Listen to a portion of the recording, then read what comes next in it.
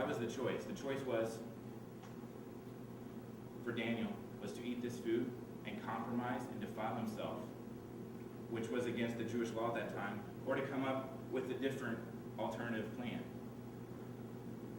It's interesting that when we put ourselves out there for God and choose and make a choice, how God meets us halfway. You see, Daniel didn't say, we will look so much healthier. He just said, here, I choose this way. God, meet me halfway. And as you can see, not only did God meet them halfway, if you read in verses 17 through 20, in verse 20 it says, in every matter of wisdom and understanding about which the king questioned them, he found them 10 times better than all the magicians and enchanters in his whole kingdom. After 3 years of following faithfully, eating vegetables and water, and I don't know about you guys, but I'm a meat guy. And if I was in Daniel's position, this would have been really hard for me to do. But for 3 years, he faithfully followed what he felt the Lord had commanded him, and he did not compromise. And because of that, he was blessed 10 times better than all the magicians and enchanters. You know, the reason why I'm bringing this up to you guys tonight is because when I was younger, I made many compromises. I made many choices in my life that I'm not very proud of. One of those was when I was growing up, I was not only a skinny toothpick, but I was also a liar. I lied about absolutely everything. I lied about taking the trash out. That was the big one. My mom, I would be doing work, playing with my brothers and sisters or whatever, and she would come up to me and she'd be like, Mark, take out the trash. And I'd be like, okay, Mom, I'll do it. Then later that day, she would come up to me and she'd be like, Mark, you didn't take out the trash. Why didn't you take out the trash? I'd be like, Mom, I did. I took out the trash. She'd bring me over the trash can, and it was piling over. And she's like, you didn't take it. I was like, oh, we filled that up. I took it out. Everybody must have just filled it up again. I could never admit that I was wrong. And I would compromise. Even though I knew that was wrong, I would compromise, and I would make a choice to lie. Now, that might not seem like a, big decision, but now, today, that still has an effect and a result. There's still a consequence in my life. Today, when I talk to my family, I can tell them things that will be 100% true. And my brothers and sisters are still like, we don't believe you. You're the biggest liar on the face of the earth. You lied when you were a little kid. You see, there's an effect. There's a result when you compromise. Daniel didn't make that compromise in his life. And I believe that one of the reasons that he didn't compromise, we can see later on in his life in Daniel chapter 6. And we've all heard the story of Daniel in the lion's den when Daniel was asked to choose between worshiping King Nebuchadnezzar or worship his God. You see, there was men in the kingdom of Babylon at this time that were jealous of Daniel and his wisdom. As being second in command at that time, they were jealous of him, and they decided to come up with this decree that for 30 days no one could worship any other god other than the King Nebuchadnezzar at that time. Daniel 6, 10 through 11 tells us about what Daniel did when he found this out.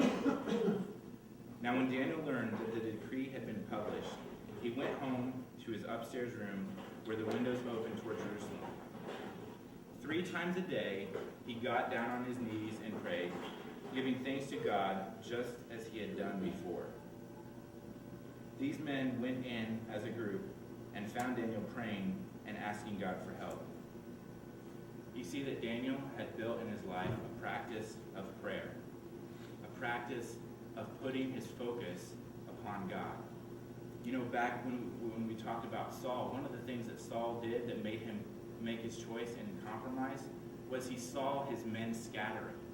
He was looking outward at the appearance of what men were doing, of what men were thinking, instead of looking up to God. And that's what Daniel did in this situation, is he developed, and to be honest, this has to be something that he developed as a young man, because he was raised for 3 years as a Babylonian. This was a devotion and a discipline that he had to learn when he was a young man, to pray 3 times a day. His focus was on God. He did not take his eyes off God.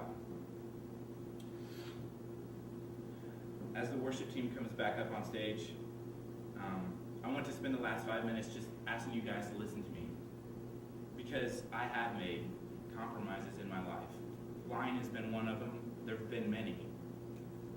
And I'm still suffering and probably will suffer for the rest of my life with those choices that I've made, those compromises. Maybe you're sitting out there and you're like, Mark, I don't struggle with lying. That's great.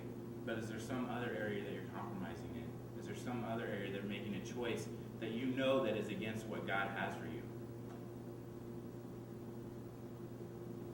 Are you involved with drugs? Alcohol? Sex? Pornography? Are you cheating on tests? Are you stealing money from your parents without telling them? Is there some area that you're compromising in? If there is, I want you guys to know two things tonight. The first is that we all mess up and we all make mistakes. And God is a forgiving God, and He forgives you. And there's no condemnation on anyone in here because of those sins. At the same time, you need to know that those things, that God does not approve of those things. Tonight, I want to give you guys an opportunity to change, to make a choice, to get rid of those things that you have compromised. As I close, I want everyone to bow your heads and close your eyes. This is a time that I want to be between you and God. I don't want anyone looking around, poking your neighbor. If you're not compromising, if you're not struggling with choices, that's great, but you should be praying for the person next to you. I want each of you to ask God right now, is there some area in my life where I'm compromising? Is there some area where I'm making a choice that is against what I know is right, what the Holy Spirit has told me? If He does, this is what we're going to do. As the worship team begins to play, up along the front here, I have pieces of paper and pens. And what I want you guys to do is I want you guys to come up here and I want you to write down those things that you're compromising in your life, those choices that you're compromising. It could be one thing, it could be two or three. But I want you to write it down. We're also going to have our leaders up to the side, and I want you to take that piece of paper and I want you to write that down, and then I want you to go with them. And these leaders, they've made compromises themselves in their own lives, and they want to pray with you so that today you guys can make a choice to change. And once they pray with you, you're going to leave those pieces of paper up here at the altar because you're leaving them here at the altar. They're no longer a part of your life. And in turn, the leader is going to have a card that has this Bible story. It has the story of Daniel on it. And on the back of that card, it also has the phrase, I want to be a Daniel today. And I choose to refuse to compromise anymore. You can take that with you and put it in your wallet or in your billfold. And the next time you feel like you may be compromising or you're faced with that choice, I want you to take that out and I want you to remember that David didn't compromise.